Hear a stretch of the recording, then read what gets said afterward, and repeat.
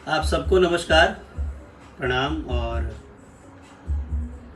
सभी को सबसे पहले तो ये बता दूं कि जितने भी लोग हमारे सोशल मीडिया पे हमसे क्वेश्चन कर रहे हैं और अपनी बात पूछ रहे हैं, तो आपको सीधा सिंपल सा बात बता रहा हूं कि मुझे कुछ मेडिकल प्रॉब्लम था।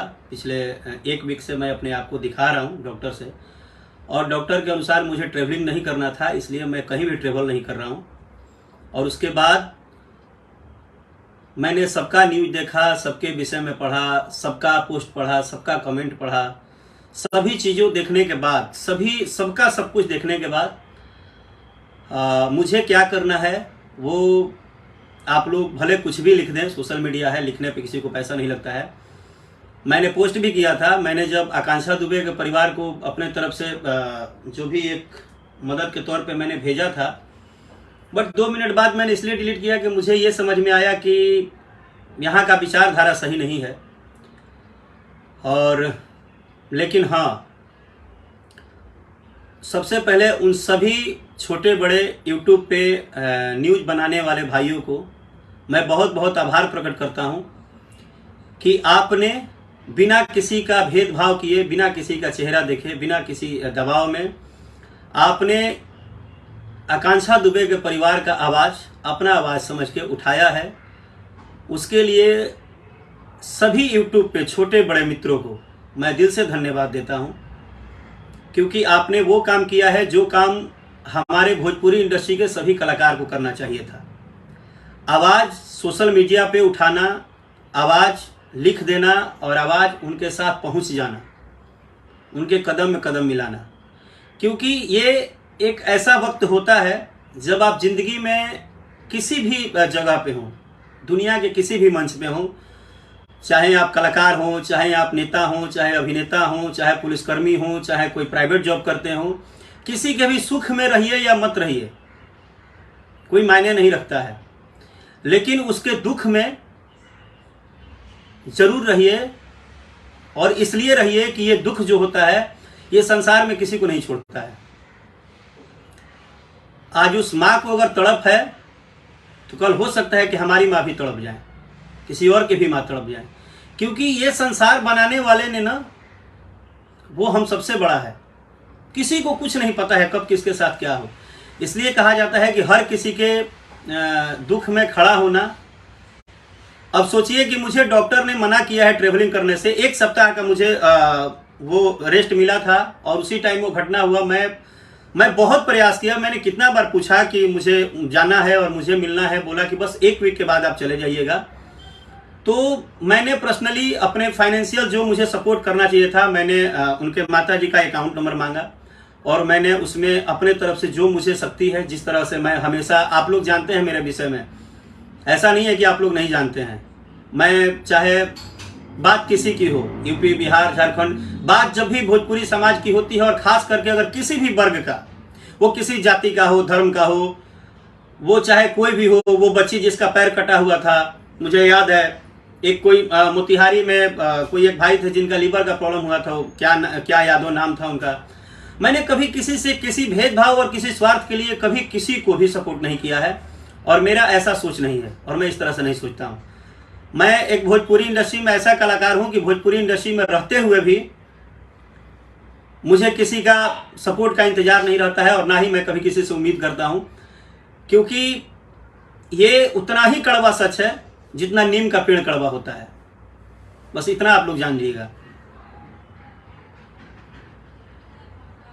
ये उतना ही बड़ा कड़वा सत्य है जितना नीम का पेड़ कड़वा होता है। क्योंकि आज आप पूरे इंडस्ट्री की सिचुएशन और हालात देख लिए हैं, किसी को बताने की जरूरत नहीं है। मैंने जितना मुझे पता चला, मैंने सुना कि अगर 1-2 लोग गए भी थे उसके शायद जब उसका वो घाट पे कुछ हो रहा था, जो कर्म होता है, उसमें भी लोग इतने तेजी में निकले कि कोई देख न ले।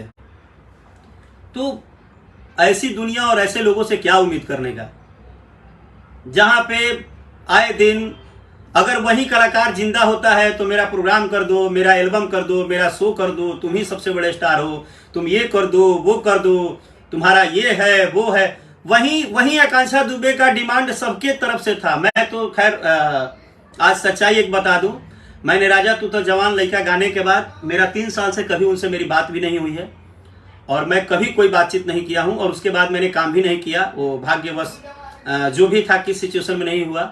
लेकिन जब मैंने उनका ये जब घटना मुझे पता चला तो एक तो मैं अपने आप को बस यही बोलूँगा कि उस टाइम मेरे साथ भी मेडिकल प्रॉब्लम जो था वो नहीं होना चाहिए था ताकि मैं पहुँच जाता। लेकिन 3 साल बातचीत नहीं होने के बाद भी मैं बस यही सोच रहा था। उसके बाद मुझे एक चीज़ और बुरा लगा जो आप सबसे बोल रहा हूँ। सबको पता है कि हमारे समाज में कोई व्यक्ति का कैसा भी हो, उस व्यक्ति का बर्ताव कैसा भी हो, व्यवहार कैसा भी हो, लेकिन जब आत्मा परमात्मा के पास चला जाता है तो वो स्वरूप भगवान का हो जाता है। और उनके घटना होने के बाद भी मैंने बहुत सारे कमेंट और लोगों का देखा कि उनके ऊपर गलत गलत वर्ड बोलना, वो उनके ऊपर गलत गलत तरह का इल्ज़ाम लगाना, उनके विषय में, उनके नशा के विषय में पता नहीं क्या क्या बात करना, ये बिल्कुल गलत है। क्योंकि याद रखिए कि हमारे हिंदुत्व समाज में कहा जाता है कि आत्मा परमात्मा का जब हो जाता है तो परमात्मा हो जाता है और परमात्मा पे सवाल उठाने का आपको हक ही नहीं है। आप चाहे कोई भी हो, कितने भी बड़े उस्ताद हों, अगर आप सोशल मीडिया पे क्षणिक व्यूअर के लिए किसी के जाने के बाद उसके बारे में गलत सलत बोल रहे हैं तो याद रखिएगा वो पैसा आपको बिल्कुल नहीं रसेगा। आज आप अगर उसके नाम से, उनके नाम पे 1000 तरह की बातें करके अपना व्यूअरशिप बटोर रहे हैं, चाहे आप उनके ऊपर गलत सलत वर्ड बोल रहे हैं, याद रखिएगा परमात्मा से बड़ा कोई नहीं है। कल परमात्मा आपका हिसाब कर देगा। इसलिए ये मुझे बहुत गलत लगा और मैं इस विषय का दिल से विरोध किया। मुझे दिल लगा कि क्या यार, ऐसा क्या दुनिया हो गया है कि 2 पैसा कमाने के लिए किसी के जाने के बाद भी उस पर गलत गलत बातें, गलत गलत आरोप प्रत्यारोप लगाना। ठीक है, जो होना था वो हो गया, ईश्वर से बड़ा कुछ नहीं होता है, लेकिन आप उसको सम्मान तो दे सकते हैं ना,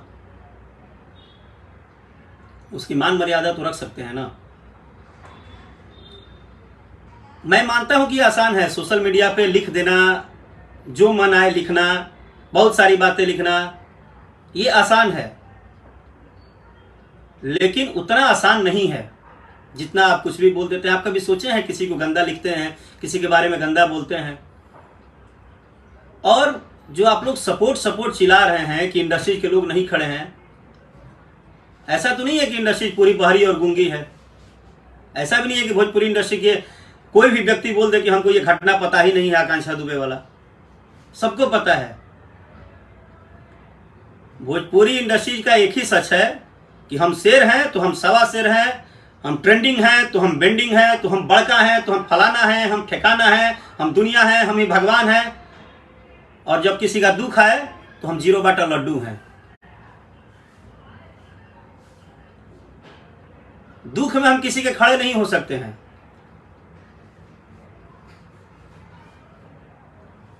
यूपी, बिहार, झारखंड से लेकर भोजपुरी में होने वाले तमाम घटना, किसी गरीब को ही जरूरत हो तो वहां पे कोई भी भोजपुरी कलाकार खड़ा नहीं हो सकता है। हाँ, वो अपने 10-15 चमचा बना के रखे हैं कि भैया ने दीवार तोड़ दिया, भैया ने इतिहास रच दिया, भैया ने पंप उखाड़ दिया, भैया ने फलाना कर दिया, भैया ने ठिकाना कर दिया, और ओरिजिनल में भैया ने 0 बाटा लड्डू किया। जब अपने आप से शीशा के सामने पूछेंगे तो। लेकिन ये बात जिसने बोला वो सबसे बुरा, इस दुनिया का सबसे खराब कलाकार वो जो सच बोल दे। जिस तरह सब चापलूसी कर रहे हैं उसी तरह भाग्य तुम लिखते नहीं हो। थोड़ा सा लाइन का कनेक्शन कुछ भी हुआ था, नेटवर्क का, तो मैं बस यही बोल रहा हूँ कि जब भगवान लिखते हैं, सबको अपने अपने किस्मत से मिलना है, उनसे ज़्यादा कोई नहीं ले सकता है, कोई दे नहीं सकता है। तो फिर सच बोलने में प्रॉब्लम क्या है? ठीक है, सोशल मीडिया का जमाना है, सच बोलोगे तो 10 को भक्त चिल्लाएंगे, उल्टा सीधा बोलेंगे, क्या हो गया, बोलने दो। बहुत सारे लोग बहुत सारी चीजें बोलते हैं, उससे क्या फर्क पड़ना है?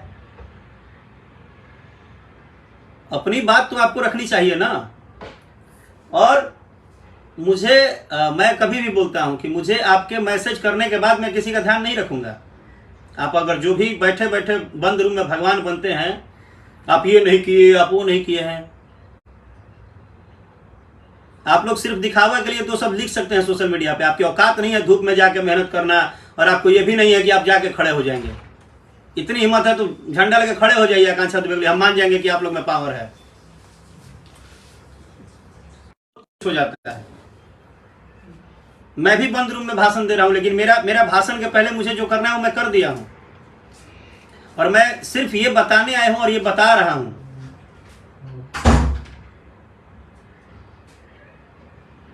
कि क्या क्या क्या कर रहा हूं और क्यों कर रहा हूं और कैसे कर रहा हूं। तकलीफ न दिखाया नहीं जाता है, और किसी भी चीज के ऊपर सवाल जवाब करने के ऊपर बहुत सोच समझ के पहले बात करना चाहिए। इस दुनिया में हर एक चीजें होने के बाद, हर चीजों के बाद, हर एक प्लेटफॉर्म के बाद हर चीज का एक तरीका बना है। आप भरोसा रखिए उस प्रशासन पे, भरोसा रखिए उस कोर्ट पे, भरोसा रखिए उस सरकार पे, भरोसा रखिए लोगों पे। आप अभी किसी के ऊपर कुछ भी करिए ना करिए, कम से कम उस परिवार के साथ आप खड़े तो होइए पहले आके। हम इंडस्ट्रीज हैं, हम ही भगवान हैं, हम तूफान मचा देते हैं, हम पूरा बाढ़ ले आ देते हैं और उसी में 20-30 को भक्त हैं।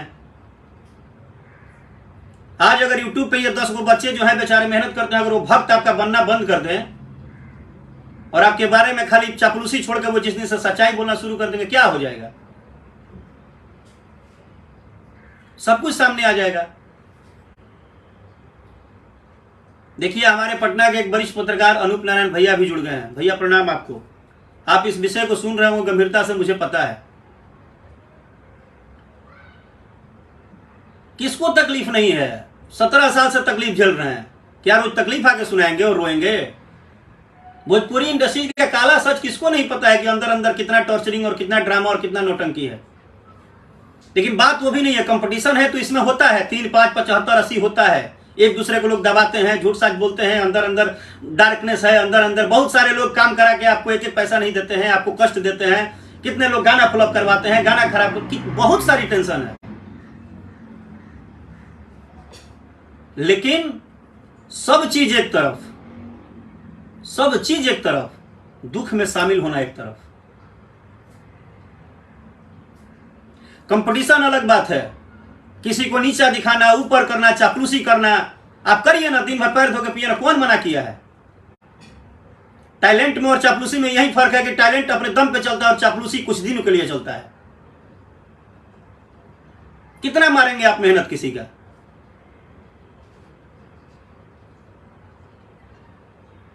कितना मारेंगे आप? राकेश मिश्रा को मारी तो रहे 15 साल से, और आप आज भी खुश हैं कि आपके वो चहेते जो चहेते लोग हैं वो आज भी आपके भक्त बन के घूम रहे हैं, इसलिए आप खुश हैं कि हम कुछ भी कर देते हैं तो ये लोग तो हमारा भक्त है ही ना। ये लोग थोड़े इधर से उधर होना है। अरे समझिए, ये दुख सिर्फ एक आदमी के लिए नहीं आता है, सबके लिए आता है। किसी की तबीयत खराब में दुख होती है, किसी का कुछ दुख होता है, किसी का कुछ दुख होता है, लेकिन दुख और सुख का जीवन का एक प्रचलन ये चलेगा और ये चलते रहेगा।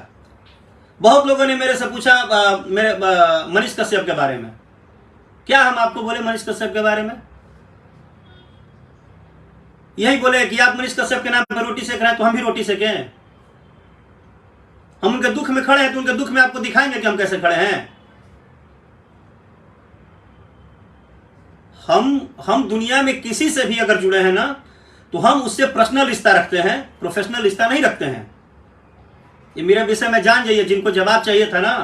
तो मनीष कश्यप को मैं उनको मानता हूं तो मैं दिखावे के लिए नहीं मानता हूं। मुझे उनके नाम पे रोटी नहीं सेकना है। उनके प्रोफेशनल लाइफ में वो अपना काम कैसे करते हैं उन्होंने कभी मुझे नहीं बताया है कि हम क्या करते हैं क्या नहीं करते हैं, हमारा लाइफ कैसा है, हम कितने लोग, हमको वो नहीं पता है। तो हम उस चीज में क्या बोल सकते हैं? हम बिना जाने हम कैसे रोटी सेकने आ जाएं? आपको तो नहीं जानकारी है, फिर भी आप दिन भर रोटी सेक रहे हैं उनके नाम पे।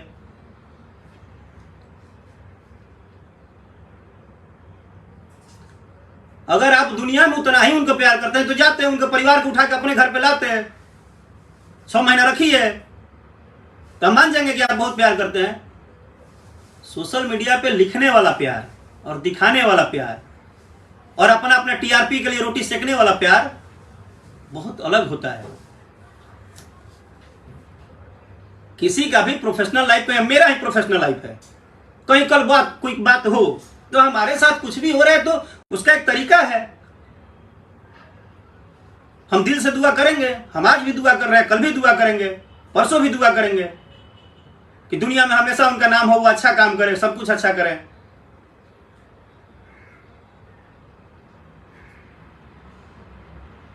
हर बात पे सिर्फ एक, सारे लोग का एक ही बस मोटो है कि फेसबुक और इंस्टा का जमाना आ गया है, जो लिखना है लिख दो।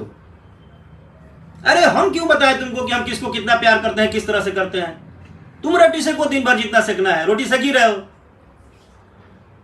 तुम धूप में मेहनत करके बड़े नहीं ना हुए हो, सोशल मीडिया आया है तो बक बक करके अपना जीवन चला रहे हो। वो भी सिर्फ फेसबुक पे ये बक बक करने वाले लोग। वरना आज मैंने बोला ना कि जितने भी यूट्यूब पे आज लड़के हैं, आज उनको धन्यवाद मैंने इसलिए दे रहा हूं, जबकि मैं हमेशा बोलता हूं कि उसमें कुछ लोग गलत करते हैं, लेकिन आज वो सारे लोग जो कल तक राकेश मिश्रा को बुरे भी बोलते थे, मुझे बहुत सारी गालियां भी देते थे, मैं आज उनको भी बोल रहा हूं